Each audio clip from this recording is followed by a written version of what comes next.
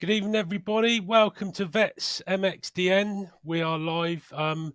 We always leave it a couple of minutes now, so it gives Facebook a chance to send out all the notifications that we're live. Got a great guy on tonight, 5 times British champion. Wow, what a rider. The name Bryan Wade says it all, really. Born in Leeds. So I don't know whether he got down south much riding where I'm from, but we'll find all out. We'll find all out about it. I always get nervous. Always, sorry. We'll find out about it.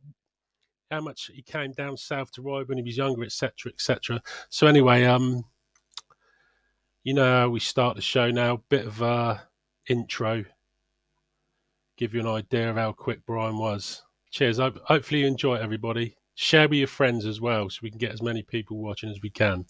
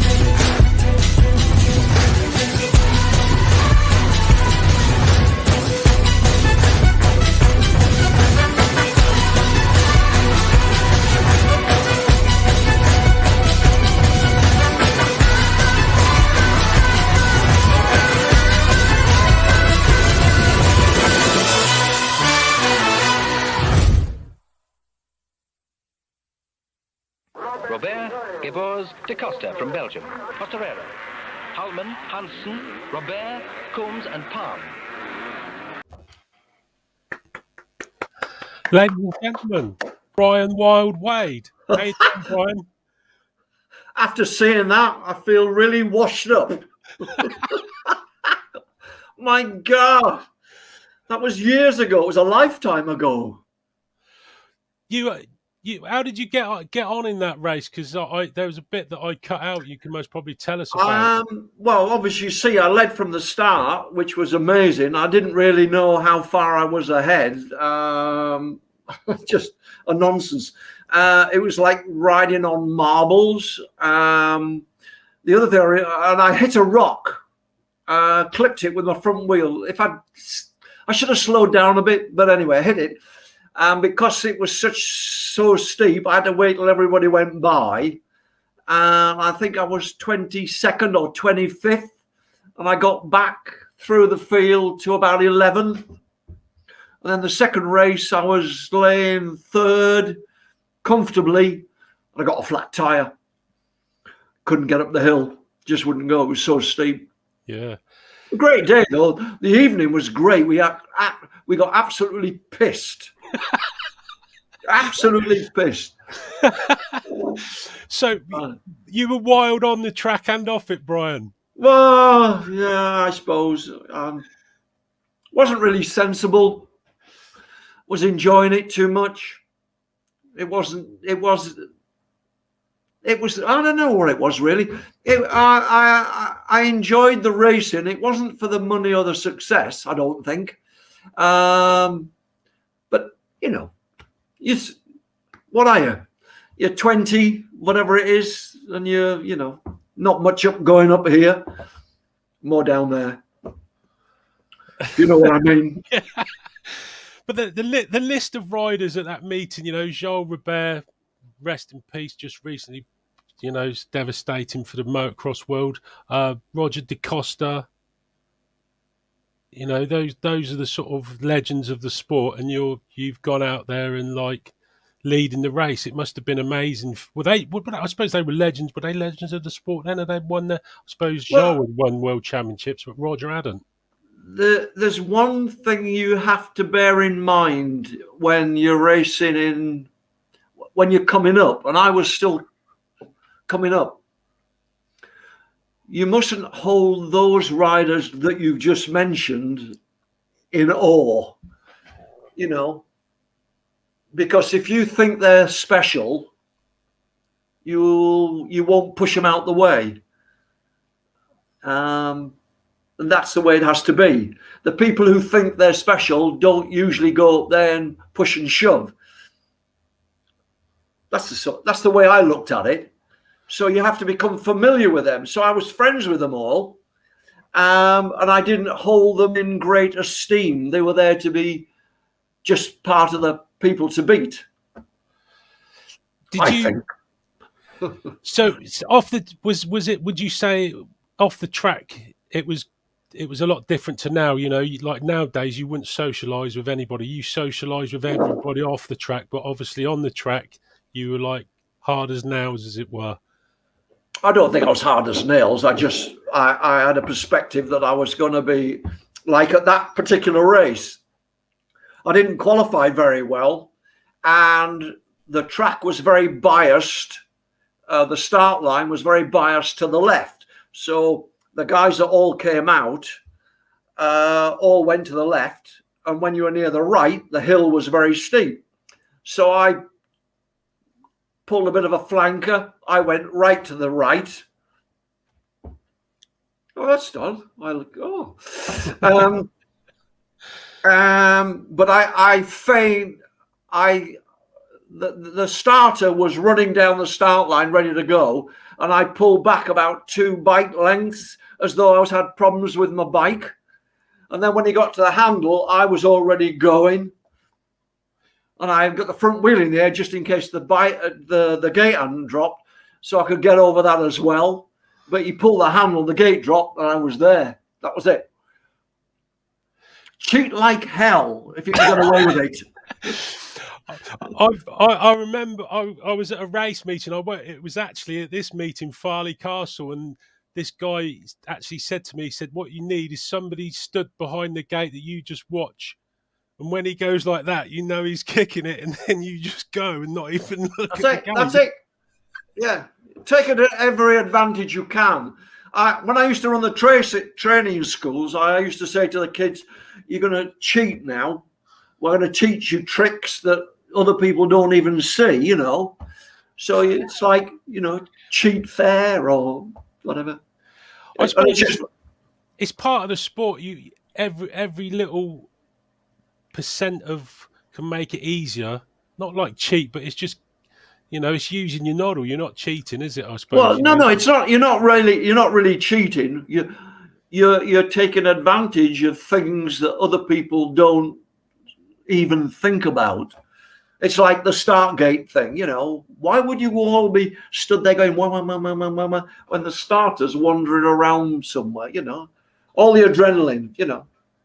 Were you very calm on the start, Bryan? Oh Christ, no. I was wound up. My mechanic used to pull the hairs on the back of my neck just before it went, and so I was all Yeah, it's a sequence of events. If you get the sequence of events right in your mind, then you don't panic. You see what's going to happen. You know what's going to, you know, da da da da da.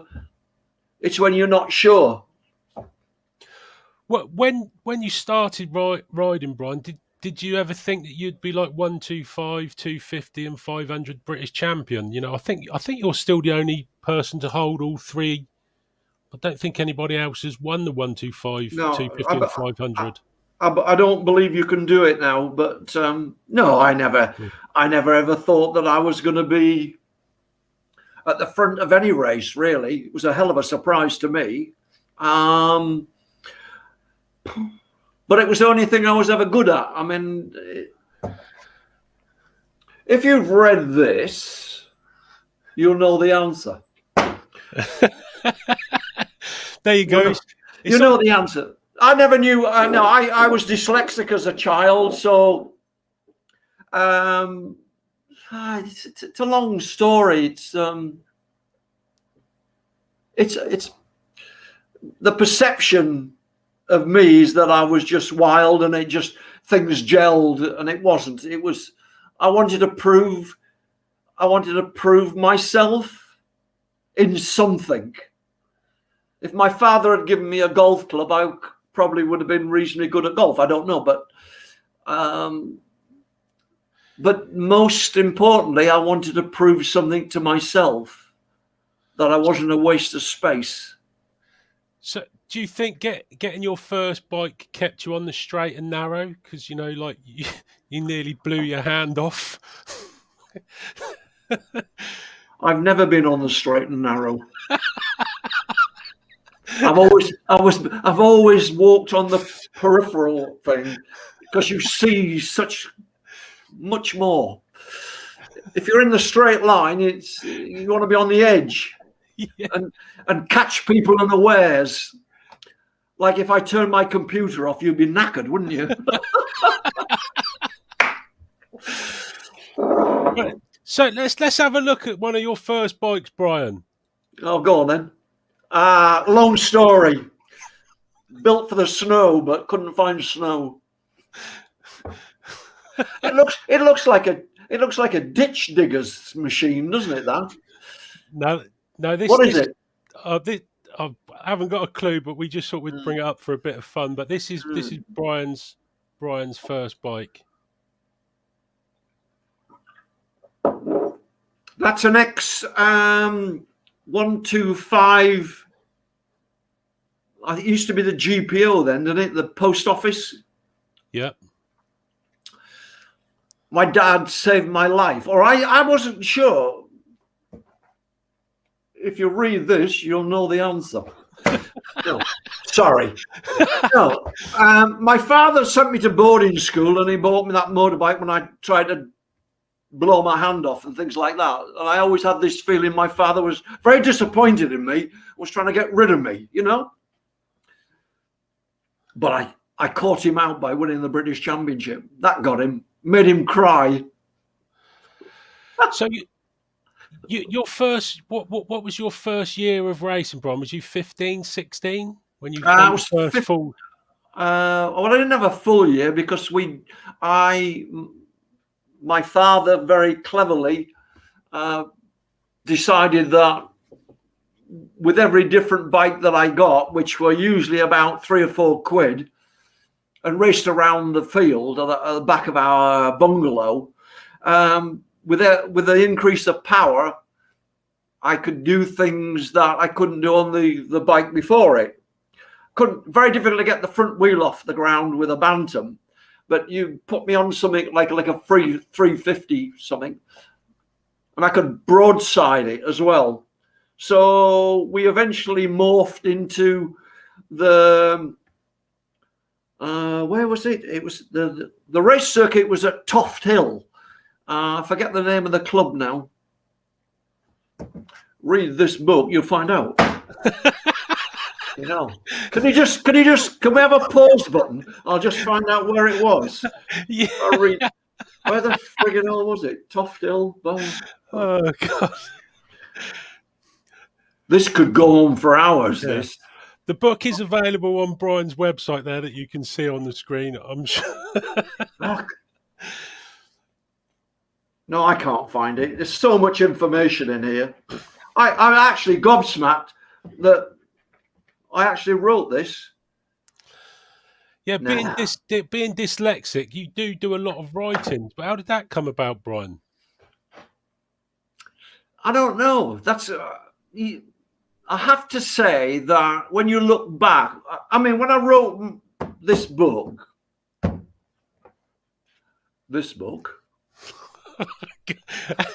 when I wrote that, I was very surprised that I actually could do that and bring back the information. I have to say this: one man did help me tremendously. Was Ian Berry, the guy that wrote the books about that helped tremendously. But it brought things into mind like my dyslexic.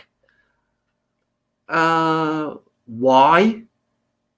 You don't know you get it, and then you want to prove yourself, and you find something like motorbikes where you can express yourself.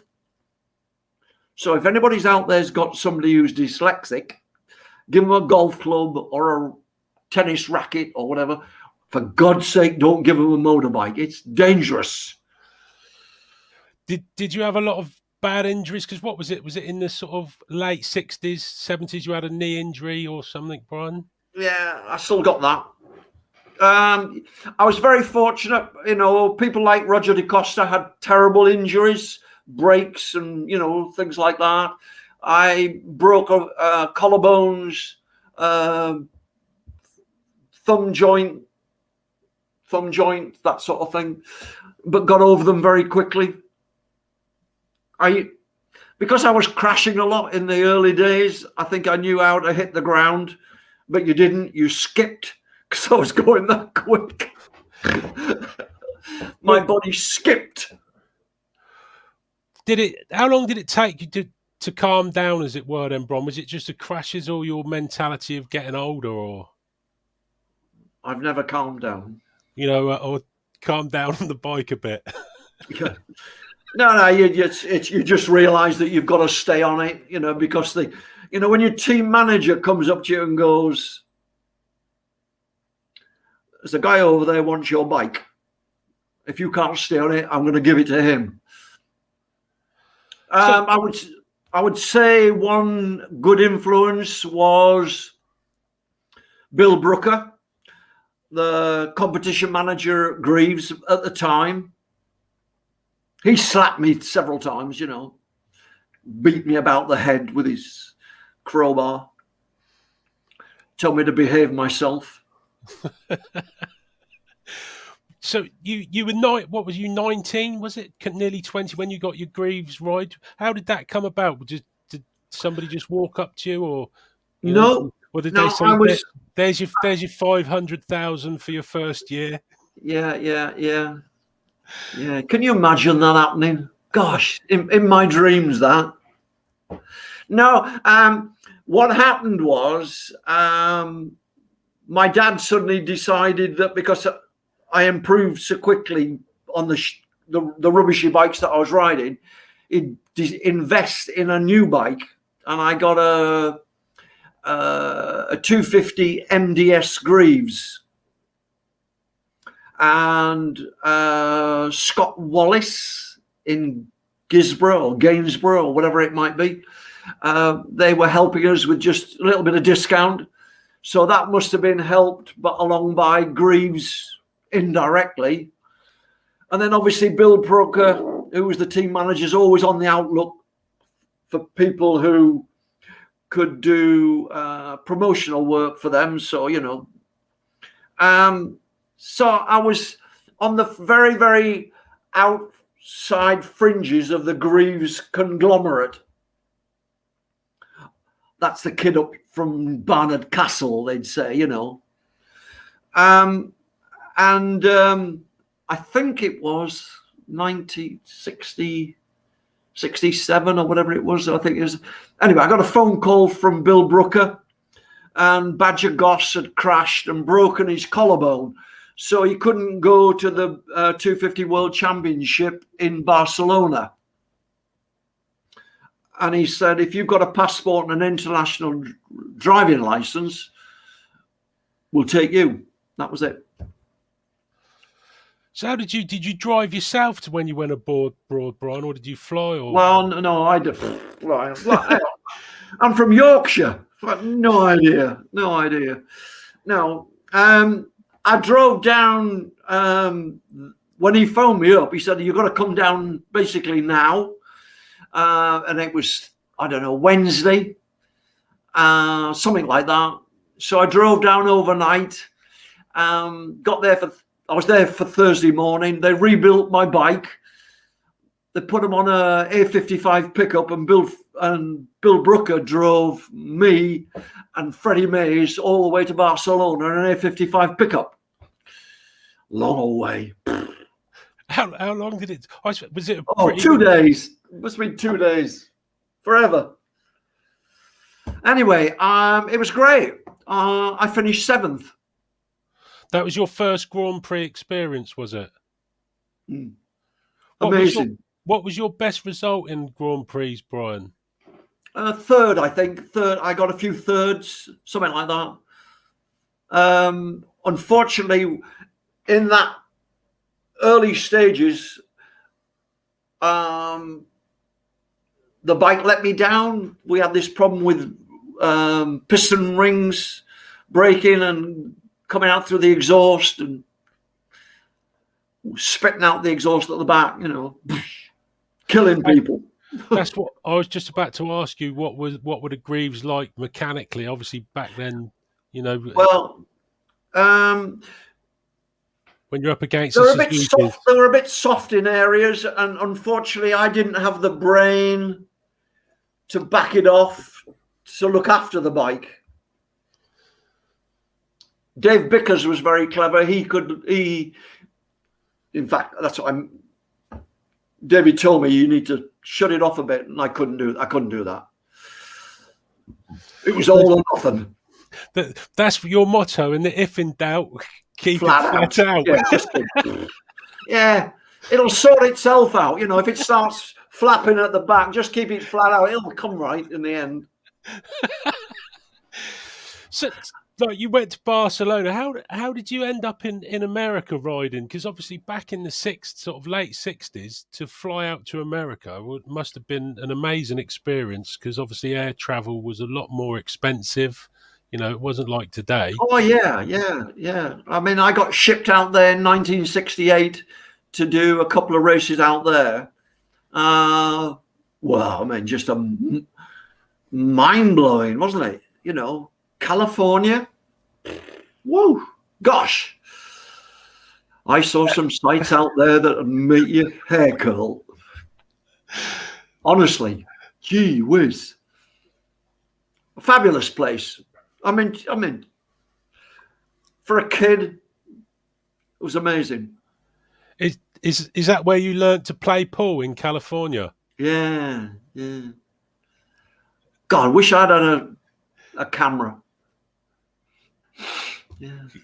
Because who's come on, spill the beans. Who is it who taught you to play pool? Well, it was just strange. We were at this. All the riders were invited to this guy's house, and then this other guy arrived. Who was it? I don't know. I forget. But then this other guy arrived, and it was Steve McQueen, and you went, "Oh, all right." What? Of course, my mouth ran away with me again. I said, "I challenge you to a pool game." Dave said, "Do you know how to play pool?" I said, "No, I know." I said, "Well, for you."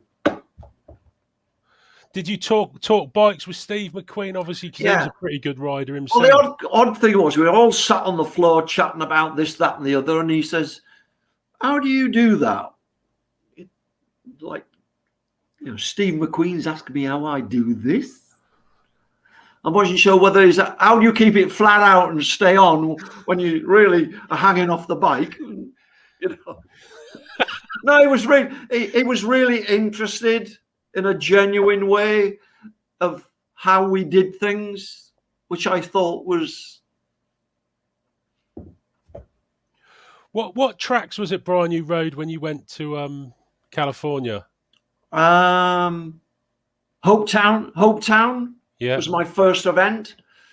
I think the second one was, oh, come on. Carlsbad, was that open then? Westlake, that's where that fabulous photograph was taken of me jumping into the crowd. Hey. It's like right, let me just keep that on there. I've got that photograph the other way around, and the guy just below my rear wheel to the left took a shot. You see where my right hand is? Yeah. If you go across 2 o'clock, there's a lady stood in a red shirt aiming a camera. Yeah, I've got that shot as well. Was I suppose they call it whipping it now. That was what we would have called a cross up, I suppose, back in the day. You call that what? We'd call that a cross up when I was riding, when I was a kid, twisting the bars up. Oh, we call that showing off. Go Gosh, excuse my French. What a poser. Did you pose? Did you, Brian, when you raced, or no? Seriously, were you like straightforward? You know, you didn't want to like show off to people. Or did you love showing off? No, I wasn't. I was enjoying myself. That was it. It wasn't. You know that. I was out there having fun. Wasn't. But then obviously it got serious a little bit. Not that much. And I had to win championships because my first championship was a bit of a fluke, you know, in some respects. Well, you're on the gin and tonic now. No, just water. And then I did a race in San Francisco, which was another fabulous track. And then San Diego, one down there. Carlsbad. Carlsbad, yeah. Saddleback Park or one of those, I don't know. Did a few. And then we went to Hawaii. No, we didn't. No, we didn't. It's bullshit. We went to Honolulu. Did you get paid much, Brian, when you went to America? Loads. Bucketfuls. Bucketfuls. What I mean is, did you have to fund it yourself, or was it like, you know, it was like a paid holiday, as it were? No. The factory sent me out, which was good. And did they sell many Greaves over there? Oh, yeah. It was a good market for Greaves. Nick Nicholson, he was great. He might have helped, I think, as well. Nice guy, lovely man, fabulous family, great business. Had a couple of riders, American riders, and we were showing them what to do, whatever. It was great. Went really well. I had a fabulous time. Should have gone back. I was asked to stay out there. Yeah, I was going to say a lot. It's like it's almost like motocross is heaven, you know, in California, and the weather's good, and you know, there's tracks you can ride pretty much everywhere. Yeah. I think Kirk Nickel, you know, he lives out there. Done the 500, came second 4 times, and he just says it's just an amazing place to ride motorbikes. You can just pretty much go and ride anywhere. Whereas the UK now, there's hardly any tracks left. But the racing games changed considerably. Did I say that correctly? Considerably. Yeah. Sorry. Shouldn't make light of it. Yeah. Serious game. To say I don't like motocross now is wrong in some respects. But all the tracks look the same to me. No, there's no. But I'm old game, aren't I? You know.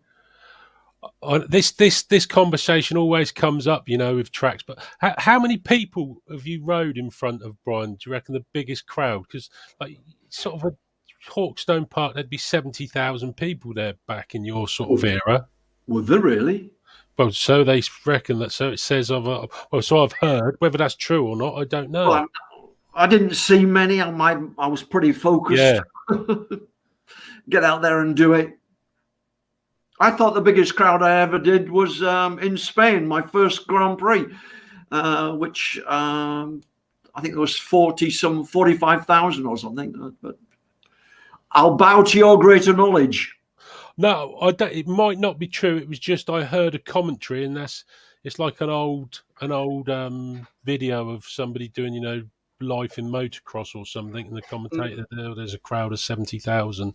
Obviously, nowadays you'd be lucky to get a couple of thousand people, I expect, at a British Championship. I don't know. I haven't. I watch it sometimes on the TV when it comes up. I think Rob Andrews and somebody, I forget the other guy's name now. Gosh. Anyway, Paul Malin. I don't know. I don't know who did it. So when you left, where did you go after Greaves? Was it Husky? Well, when I left Greaves,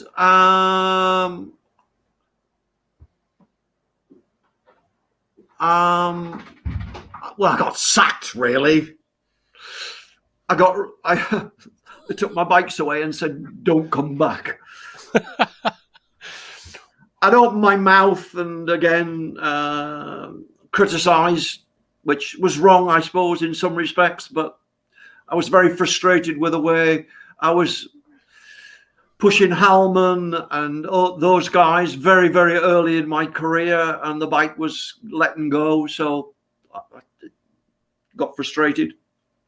So I was called to the factory, and Derry Preston Cobb said to me, I can't afford to keep you, Wadie. So I said, "Oh, okay, take that, nice get out." And he said, "But I think I found you another bike. I'd like you to go to Husqvarna," which I thought was a bit odd. But anyway, cut long story short, I went to see Brian Leask, and he give me bikes. Was that a step up to the Greaves? Was it Brian the Husky? Because back in the yeah, it was really. It was. I mean, I could hold that bike flat out all the way around, and it wouldn't break. That was the good thing about it. I could ride how I wanted to ride, and I'd take the bike back to my mechanic, and he'd put it back together and make it go quicker again. And I go out and ride the arse off it, and then give it back to him again. And it didn't break down. We had failures, but minuscule. So that what was you did you win your first British Championship on the 250 and a 500? Were they both on Huskies? Were they? Well, no. I won my first. My first championship was 1969 on a Greaves. My ambition was to be. Well, I didn't. I wanted to win on a British bike. I wanted to be, if you will, British champion. Then I wanted to go into the World Championship and win the championship on a British bike. I was very patriotic in that way, but I found that I couldn't do it. I just couldn't do it. I was up there. I was lapping as fast as a Hallman, and you saw. Yeah. I was whizzing, sometimes a lot quicker. Okay. Didn't stay on it all the time, I have to admit.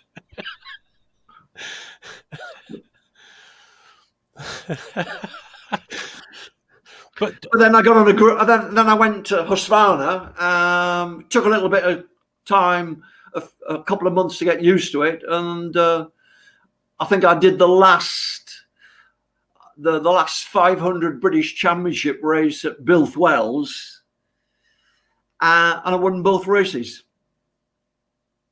I think. What did you prefer to ride, Brian? A 125, 250, or like a 500 class, or did you just? Well, I enjoyed riding. The 125 because it was like riding. I didn't know this at the time, but it was like riding Joel's 250 Suzuki. I happened to have it later in life. I had the opportunity to ride that. And that's the bike that I was racing against on the Greaves. And it was like 50 pounds lighter. And it was amazing. And then when I stepped onto the Husqvarna 125, it gave me it was a similar thing. So it was great riding the 125 because you could throw it anywhere and it didn't bite you. The bike that I ended up with in the 400 Husqvarna was a joy to ride, very powerful. But when they gave me the 450 engine, the experimental engine, that was a purple patch. That was amazing. So much power. really exhilarating to ride. Pull your arms out. And it just happened to gel at the time when I, in some ways, got my head together where I could stay on and actually use it, use the power. Did you have the same mechanic through your career, Bryan, or did you sort of have a bit? No. I was very fortunate that, the guys that at Greaves were very good. We had a nice comp shop, and they looked after the bikes great. They realized that I couldn't do it. And in some ways, my outlook on life appeared to change things a little, whereby I can ride it, I can't mechanic it, and the factory's like going, well, we need to send a mechanic with this guy. So they decided, and it all sort of changed quite quickly, whereby, okay, you build the bike, you know how it all works, you make it go as quick as possible, and I'll sit on it and do the job for you. And so things changed quite rapidly, whereby the factories were doing the works bikes, giving them to the works riders. They were performing because they didn't have to worry about anything apart from, but it got quite cutthroat, whereby point the finger at me. If you can't do it, there's a guy over there can. So, but that was with the riders and the mechanics, Bryan. So you change mechanics. When I went to Husqvarna, Brian Leask was very, very professional. Obviously an ex-rider. He's basically said to me, we're a one-man team. You're going to have a mechanic. And Ray Barber was a lovely, lovely man, but a really clever mechanic. Prepared my bikes beautifully. I used to take them out of one race and it was knackered at the end, I'd exhausted it, and he'd rub his hands over it, make it all better, and I go out in the next race and win. It was just, Ray was great. We worked together really, really well. Big mistake was me leaving Husqvarna. What going to Suzuki? Yeah. But it was the challenge, the arrogance that I could do it on a Husqvarna. So why the hell can't I do it on a Suzuki? So the Suzuki weren't as good bikes as the Huskies back then? Oh, no. Even were they works bikes, Bryan, that you got? Not really. No. That's when I got to ride Joel's bike, the 250. Graham Beamish had got the bike from somewhere, I don't know where, but he let me ride it, and I was gobsmacked, I have to say. Phew, amazing bike. But that's but it's like jumping off if you jump on like a 450 400 and ride round for 5 or 6 laps and then get on a 125. That's what it was like. Yeah. If I'd have been doing the World Championship on Joel's bike, watch out. Who knows? Who knows? Do you believe? I think in any sport or anything in life, I think you do need those breaks, don't you? You need a bit of luck sometimes. Oh yeah, that's like when I was doing the racing schools. You'd go through the kids and you go, okay, one out of you out of the 25 I've got here might get into the top 35. And you're thinking of going top 35, internationals, then you've got in the Grand Prix, and then you've got in the top 10, and then you've got in top. It's a long, long way up. You've got to take it a step at a time.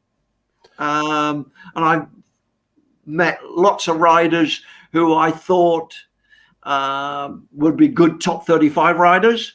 I've met a few who I thought would be good international riders, and a very few who I thought you've got a chance of doing well in the World Championship.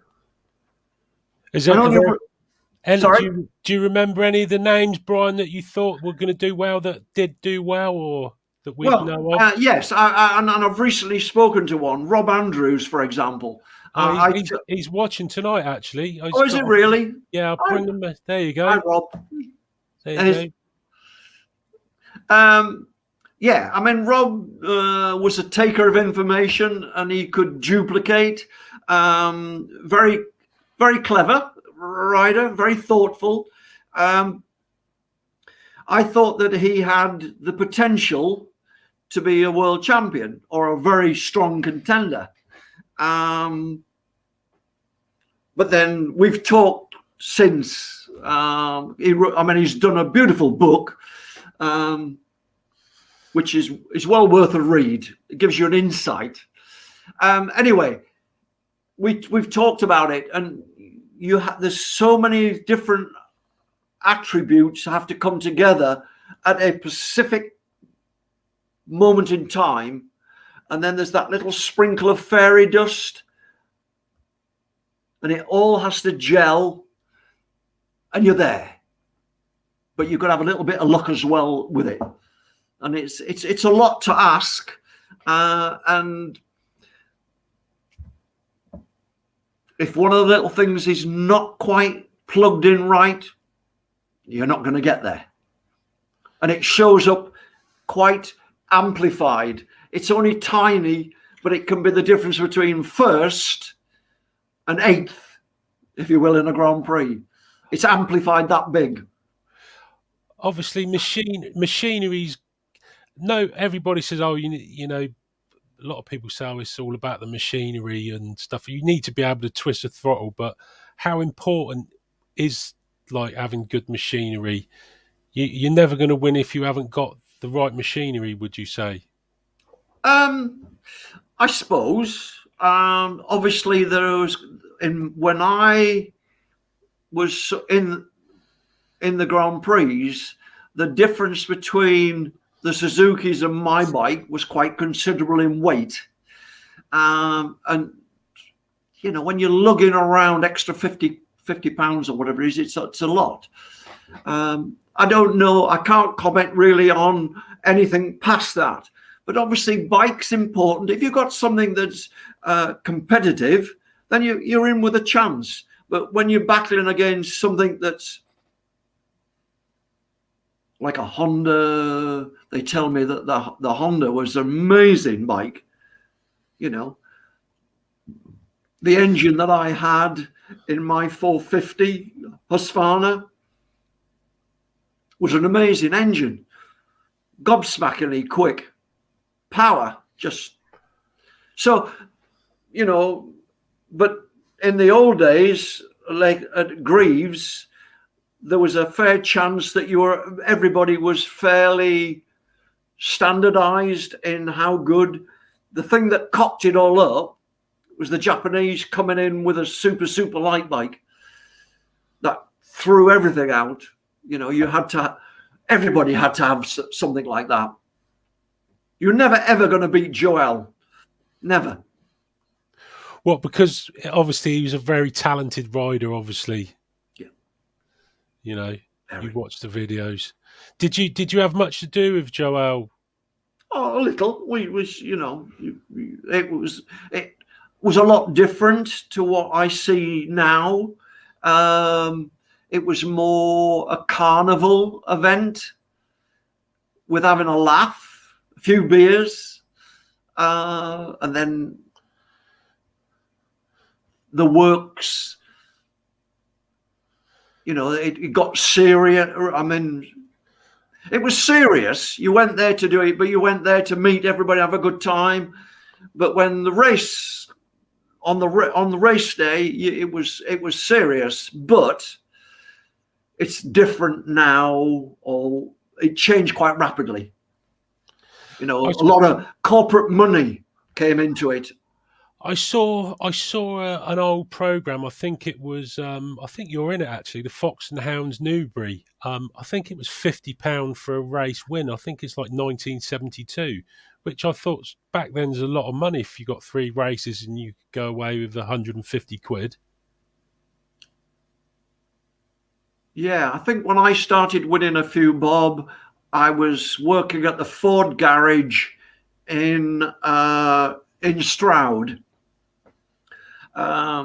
So say mechanic, ended up a car cleaner. They soon sorted me out, didn't they? God bloody hell. I was on £15 a week. So if you could go to Hawkston Park and say and earn a few bob like that, it was big money. It was good. That's why I had so many flash cars. What tracks did you like, Brian, around the UK? What?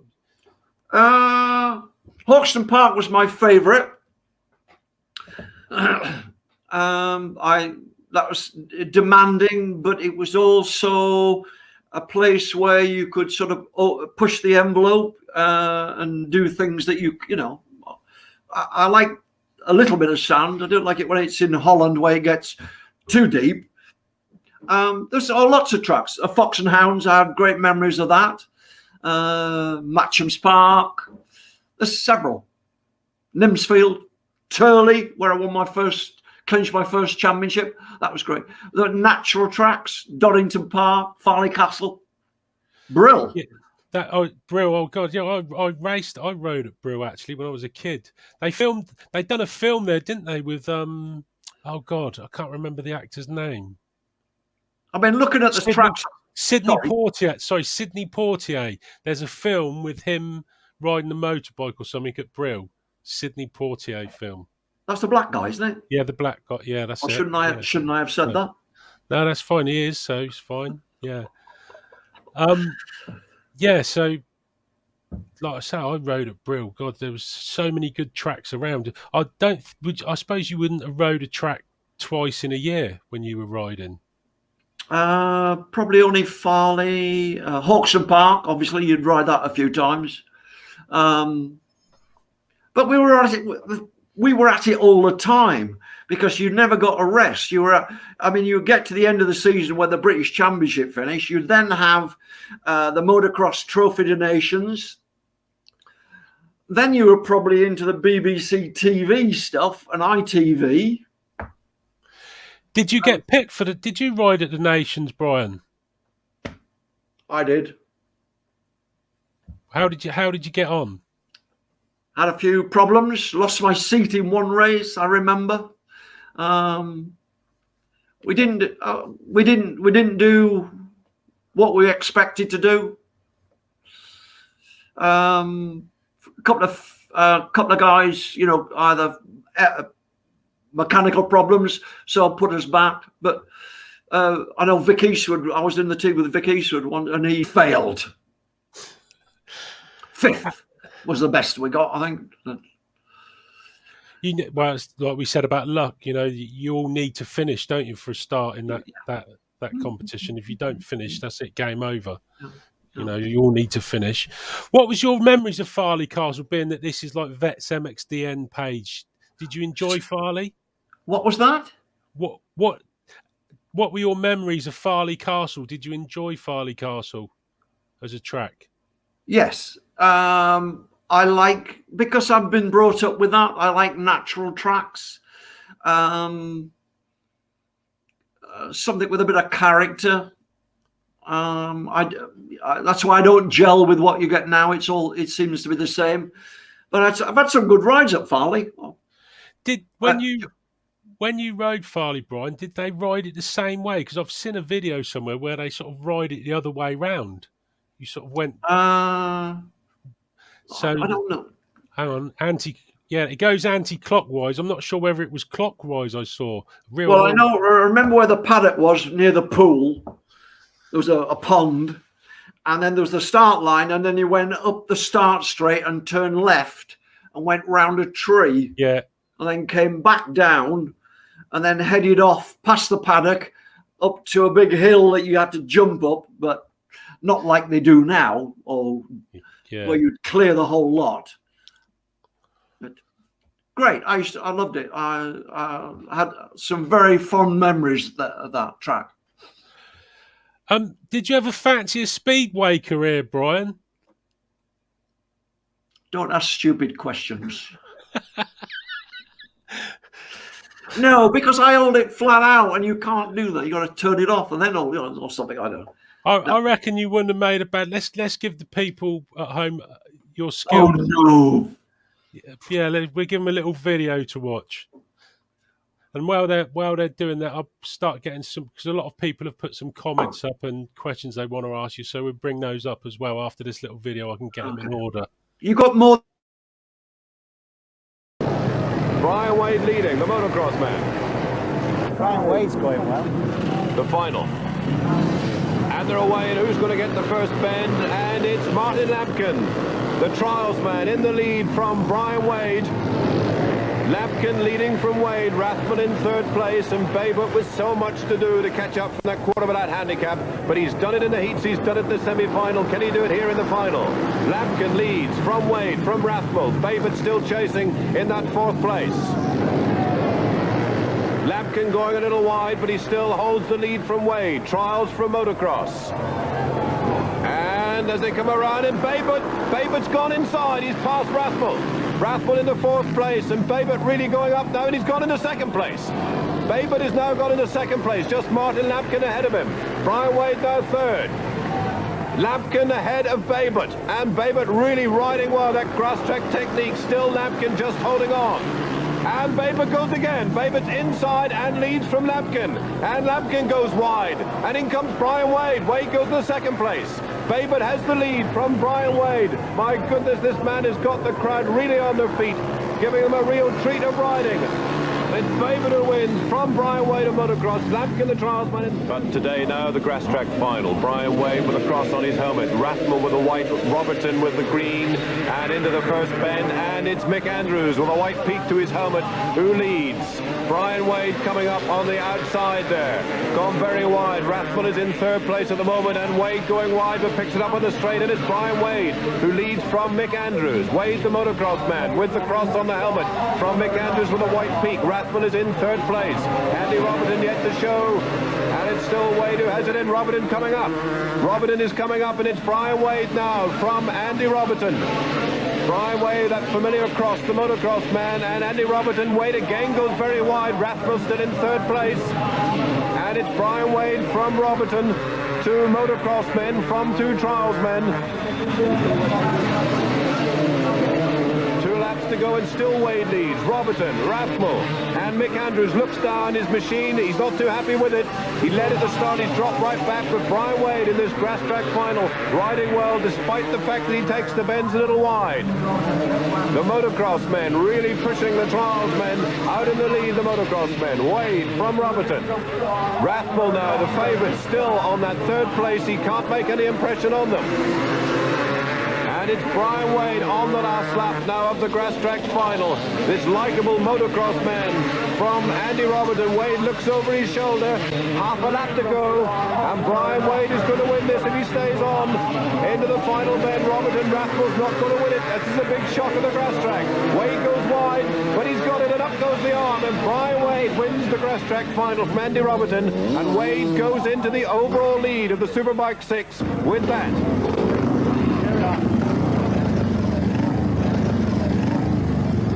Right on, Bryan, you're shaking your head a minute. I was so excited. I kept thinking I was going to make a mistake on the last bend, you know. So it's terrible being out the front when you don't know what they're all doing behind you.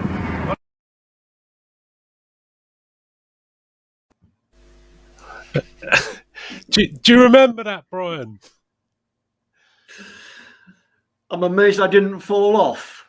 You know what I mean? I could see it coming a couple of times. I did like I really pissed off Andy on that race. It really. I did like the commentator actually, David Vine saying, "Oh, he's going a bit wide at the moment." I'm thinking, you know, like did he know what he was talking about or what? Because I think if I could have found out to turn the throttle off, I wouldn't have gone so wide. But that, I suppose that's how big the sport was back then, that you were on TV, on national TV. I think there was pretty much everybody in the racing world there, road racing, speedway riders, trials riders. It was a fantastic event. I'm quite surprised they didn't have it every year or something like that. It was brilliant. It was good. We had so much fun.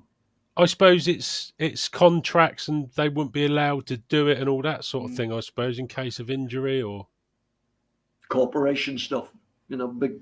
I thought it was a really good advertising platform for somebody. It was great. Yeah. I mean, I had a ball. It's just good. It was pretty good prize money as well. I think it was $5,000 for the winner and $2,500 for second. And you were just pipped by, I can't remember the guy's name, but so you came second overall for the 2 days of road racing, speedway, trials. Malcolm Rathnell won it. There was a bit of a dispute. Anyway, water under the bridge. But yes, I was very happy to be there with all the guys, because we met people that we only saw in the newspapers. How hard was it, the speedway? Because I've always fancied to have a blast on one of them myself. Well, I was very fortunate that Arthur Browning, who was my ex-Greaves teammate, he is a natural rider and can do all sorts of different things. And he did speedway and grass and whatever, road racing, and he gave me a couple of lessons. So you didn't go in cold then, as it were. You didn't just ride. Sorry? You didn't go in cold. You had a couple of lessons before, sort of thing. I had about 8 laps on a bike. His parting words were, "Hold the wide open," He obviously came from your school then, Brian. He'd done a training day with you. Yeah. I'll bring some questions up on the screen, Brian. Oh my God. There you go. I remember doing a training school that Brian ran at Matcham's Park in '85. Learnt a lot from it.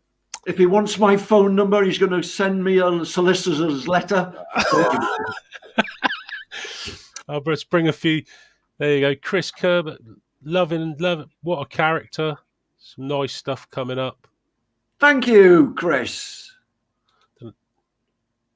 Luke Dewey. So hopefully you can see these.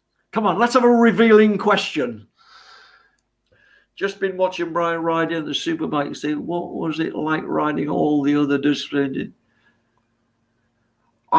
Who's this? Roger. Roger Stradrick, yeah. It was absolutely brilliant. Not only could you mix with people like Phil Reed, and Roger Bennett, and Chris Babert, for example, but you could have a go at it, and you could ask questions and go, "How do you do that?" They go, "Oh, because." For example, speedway, the speedway riders couldn't do it, but they could give you advice, which was great. I've got another question here. Anthony Mead. Adam, ask Brian what David Solgan will like to work with his Honda teams. Pissheads. If you understand that. Drinkers. Both guys would never be any good at racing motorbikes. They drank too much. They were great company and bloody good riders. Obviously, things got in the way. That happens to a lot of riders. Life, girls, booze. I'm not saying that there were boozers at all. They were very talented riders. Life, some people dedicate themselves to racing motorbikes. Some people don't. I tell you what, I was just laughing while you were talking, Brian. Somebody's just put a comment up, and you just said about being sued. I'll bring it up on the screen. Yeah, I've been looking for you for years. Sean I went to Willis. school at Husqvarna. I got knocked out, hit a tree after being told just to.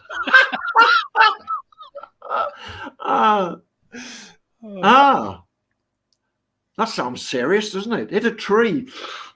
Yeah, he's still riding, I think, Sean Willis is. So, yeah, he's still loving it. Are you still riding now, Bryan, at your tender age of... Am I still riding? Yeah. Yeah, I do the Borneo biking. We're running out of gravel roads. They're starting to do a lot of tarmac out there. Okay, hang on. If there's anybody watching this program, who went to the racing schools, it changed your life, didn't it?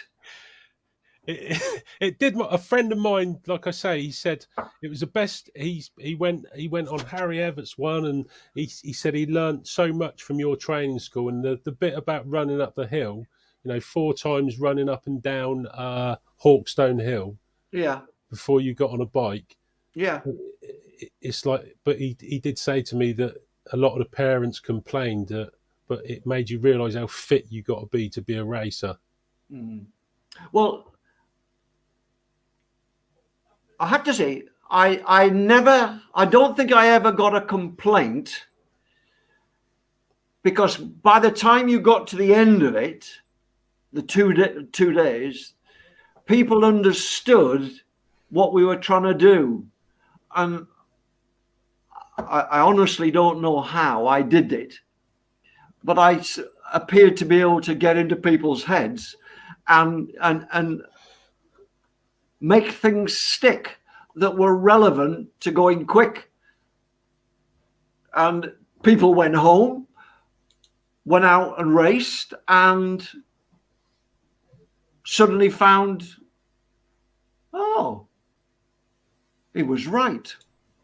So was your motocross school, Bryan, was it the first of its kind in the UK, would you say? Oh, I don't know. I think some guys had done lessons or something, whatever. I never did any research on it, on that. I just did it. You were backed by Honda to do that? At the end, yeah. I mean, I just started. My mate Jimmy Hanaway and I he was the ex-paratrooper. He did the physical thing. He said, well, let's do this. Let's show them what they need to do when they go home. No point in sending you home with just, Yeah,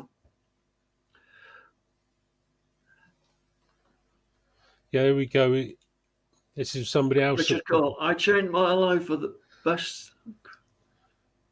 It changed my life for the best and couldn't have achieved what I did without Bryan's input. Top man. There you go. Richard, what a nice thing to say. Give me your address and I'll send you the check. Is that true, that story about your mechanic, though, who was really good? Ran off with someone you love or something? Oh, let's not go down that avenue, shall we? Is it true? Yeah, of course it's true. It's all in here. But sex, violence, it's all in here. But you weren't worried about the love. He was a good mechanic or something. You were more cheesed off about. Got to take, you got to take what you can, Hey, life's. Well, I mean, with what we're going through now in this pandemic stuff, it brings a few things home. Life's very precious and it's very short. You got to. And I've tried a lot of things in my life. I've taken, like nightclubs and. If I can give you a piece of advice, I will. What about? I could think of it. What about the crash helmet, Bryan? Where did that come about from? The black stripes, your design. Well, as the people who've read my book know all about it, I'll repeat it. But my mother couldn't see me on grandstand television. My mother couldn't see me come out on the line. She wasn't going to see me in the race because I was too far back. So I decided to decorate my helmet. And that's basically what I was. And was it literally just a duct tape? You just used to buy a helmet and just stick the duct tape on, or was it spray? Yeah. Trevor King, if you wanted a mention, thank you. What would your advice be to Bryan if somebody's getting into the sport nowadays? You know, like a parent and a young child. Would you say start young or start a bit later? That's been another question that's come up, because I didn't realise there's been quite a lot of world champions that have started like at sort of 14. How long have we been doing this? Half an hour? Yeah. That's the first sensible question you've come up with. I don't know. You start kids early, and I found that a lot of parents were very pushy, which I had to take them aside, and and you find that a lot of kids get into it, are pushed, and they drop out of the sport very quickly. It has to be you put your child in very early, like schoolboys. It got fanatical. And you could see that a child was going to lose. They'd want to do something else. If you pull back a little bit, the child has to fight for it in some respects. Then they're going to go, oh, I want to really do this. The parents are pushing. The kid's got no fight in some respects. And when you get out into the big league, mum and dad aren't going to be there.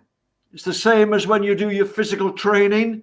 I always say and went by this rule.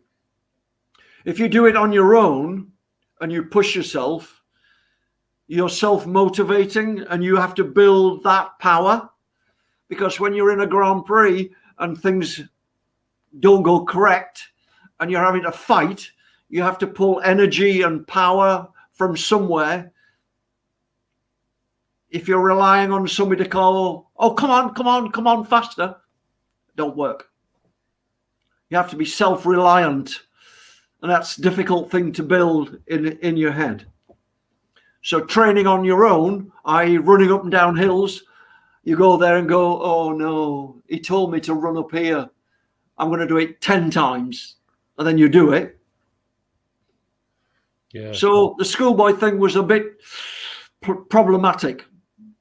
A lot fell by the wayside. Do you think so? You've got to be a bit starting really young? If you start age 6, by the time you get to 20, you've been riding 14 years. You most probably get a bit burnt out, or. And we had riders what were starting what did you say 10 years old or 15? Yeah, 6. Well, 6. They start at 6. Wow. And, yeah. I know a lot of riders say started at 6, and then by the time they get to 20, they're most probably pretty much burnt out. It was like next interesting question. I interviewed Brock Glover, and he said when I think a guy called Damon Bradshaw retired at 22, he'd still rode a lot more years than him, because he started when he was 6 and he retired when he was 30, sort of thing. Yeah. I think it's like any sport. If you're going to put your child into any sport, you've got to be gentle. If you push too hard for a parent, nah, it won't work. Is there anything you would do, Bryan, to change the sport in the UK now? Obviously, it's changed a hell of a lot. Is there anything you reckon we could do to make things better, to get more attendance? I know, obviously, it's not such a green thing now, racing bikes, but would you have any thoughts on that? Gosh, never thought. I've no idea. I think probably going back to the the older bikes, that seems to be coming back, doesn't it? To be truthful, I'm out of the loop because I'm in Borneo doing my thing. Obviously I'm trapped here in England at the moment, but the guys riding the twin shock bikes and things like that could be a way back.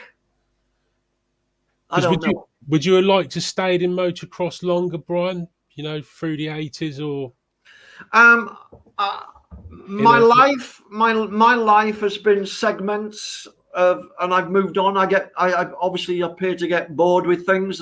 I don't mean that question. in a what? Next question. I get bored with things, or I need a challenge. I like setting things up. I really, in hindsight, probably should have stayed in motocross, gone into managerial, maybe run a motocross team, kept the racing schools going, got into the ACU, kicked some arse in there and sorted them out. I mean, it was not good. You had old farts in there that, you know, were well past their sell-by date, not in touch with what was going out in the grassroots, what we needed. You know, we needed schools and things like that, backing from them to train riders and help riders that way, so that we had multi-world champions, you know, one after the other. You know, like the Thorpes, the Noyce, those. I mean, have you got a rider that stands out in motocross, Bryan? You know, that you what from like, my day? Well, or from any day, like say, like you got Jeff Smith, no. Dave Thorpe, or you did. Oh no! I mean, you've got to take it in the era. I mean, Jeff Smith was and Dave Bickers were unbelievable. You got to remember that we had 4 inches of travel on the back, and I don't know, 9 inches on the front. We were doing things that were crazy. Watermelons for crash helmets, almost. Yeah. You know, no. We had the basic. I mean, you ride at the Handskran National. You were wearing a shirt twice as thick as a t-shirt, and you were target practice for the guy that was in front of you, and you used to go home with bruises all over you. Why didn't somebody tell us to put some protection on? I mean, it's just crazy. It's like in the ears, I'm deaf as a post. Why didn't somebody tell me that loud noise was going to destroy my hearing? Yeah. In hindsight, you know, there's lots of things you could do, but you've got to take, like Dave Bickers, Jeff Smith, those guys were the guys that I knocked off. Then we had our era, and then came Graham Noyce, Neil Hudson, Dave Thorpe, and then all of a sudden there was more that knocked them off. But you've got to take it in those.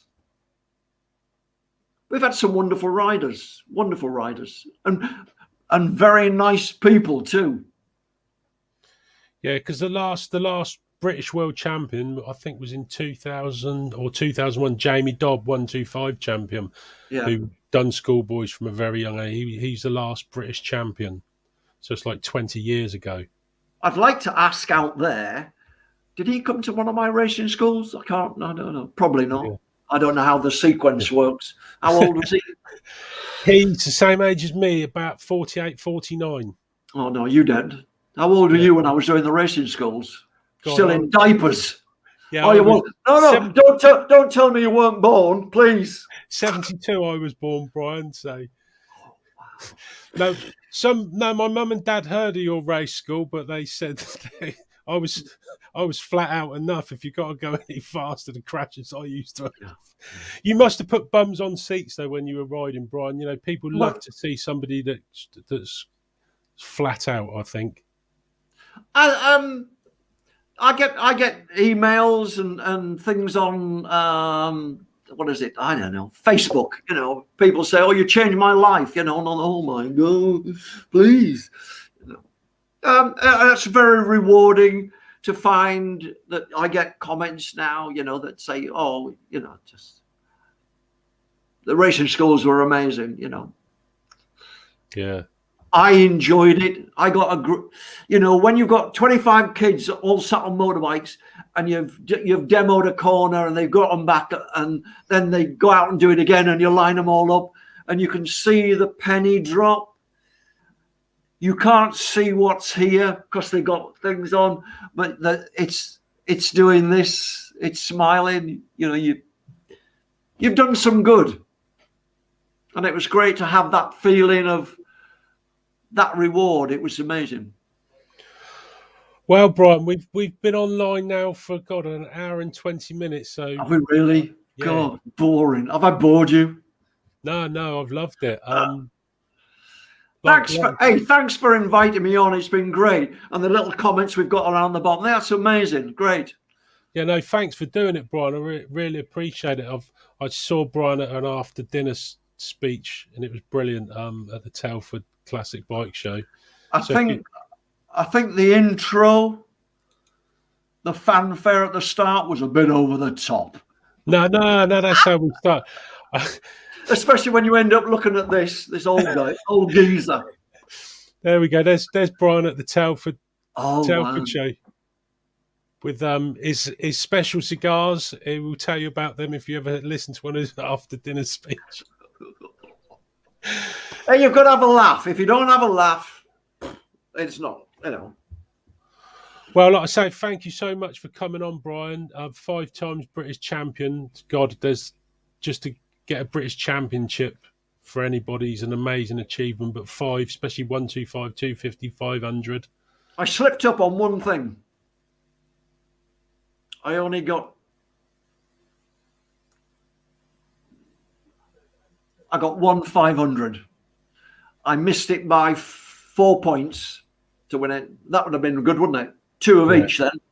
Yeah, 2 of each. But there you go. Great. Well, cheers, Bryan Wade. You can buy it's all in the book. Yeah, Bryan's got a great book. Just go on his website there, bryanwade.co.uk, and you can buy it, get it delivered off Amazon. I think I'll even sign it. I can't be better than that. I think the what's it when you sign a book? Usually it loses its value, doesn't it? That's what's... Oh, you can piss off now. He's nailed me for an hour and a half, and now he's starting to bring the knife's coming out now. Oh, you're a lot older. Gosh, didn't know you looked so old. No, honestly, thank you so much, Bryan, for coming on and entertaining us all and telling us about your career. It's been a great insight, and I'm sure everybody watching at home would have enjoyed it. And hopefully when the world gets back to normal, we might be able to see each other at a race meeting or at Telford. Yeah, and before I go, Bryan also does adventure rides in Borneo when he gets back over there. The first, I think most probably, loads of riders now are doing these adventure rides in Australia, America on these big bikes. So I think the link's on Bryan's website, so you can check that out as well. But I don't know when we'll be doing that again. Yeah, who knows? But yeah, cheers, Bryan. Be safe, and thank you very much for coming on.